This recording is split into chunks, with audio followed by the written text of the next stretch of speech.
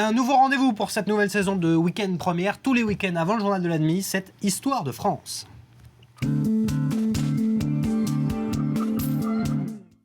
Un portrait de femmes et d'hommes aux quatre coins du pays qui s'engagent, qui innovent, qui vivent leur passion ancrée dans un territoire. Leur histoire raconte la France d'aujourd'hui. Et ce matin, Yves Cointe nous emmène sur le port du Guilvinec en Bretagne à la découverte d'une des toutes premières femmes marins-pêcheurs de France.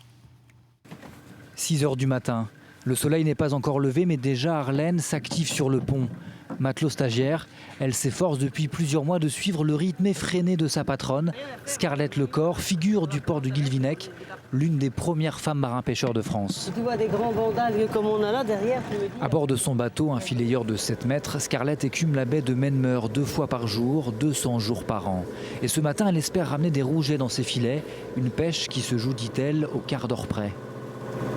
Le poisson bouge juste à la rencontre du jour et de la nuit, entre le jour et la nuit. C'est-à-dire maintenant, il apprend de travailler maintenant, que le jour va se lever, parce qu'après, il bouge pas. Attention. Devenir marin-pêcheur était son rêve. En 86, elle achète son premier bateau, embarque seule et organise ses horaires pour pouvoir s'occuper de ses 3 enfants. Parfois moqueur au début, ses collègues l'acceptent vite. Elle devient même porte-parole du comité des pêches. À 57 ans, elle assure aimer toujours autant son métier. Vous voir ce qu'il y a dans les filets, là, c'est fabuleux, quoi. Là, c'est toujours la surprise, hein.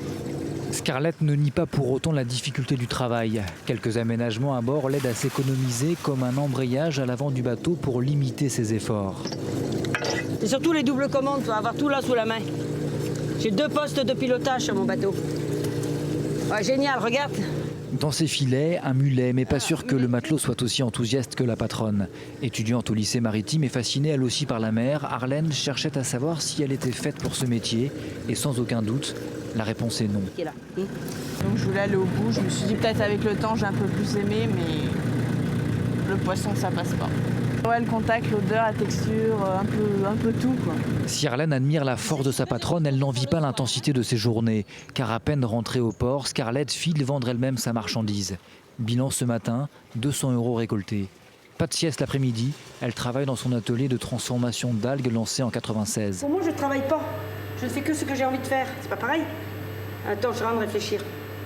N'empêche, elle admet à demi-mot, cette hyperactivité lui permet aussi de ne pas ressasser les problèmes comme les difficultés de trésorerie. L'algoculture oblige à renouveler sans cesse les stocks, beaucoup dépend des aléas de la nature. La mer, elle en a littéralement besoin pour vivre. La mer, c'est la source de vie pour moi, quoi. Si on m'enlève la mer, on m'enlève tout, vous me mettez entre 4 planches, c'est fini, hein, on n'en parle plus. Dans 5 ou 10 ans, elle souhaite transmettre son entreprise et prendre sa retraite. En attendant la marée monte, elle se hâte de ramasser des algues avant de repartir sur son bateau pour la pêche du soir.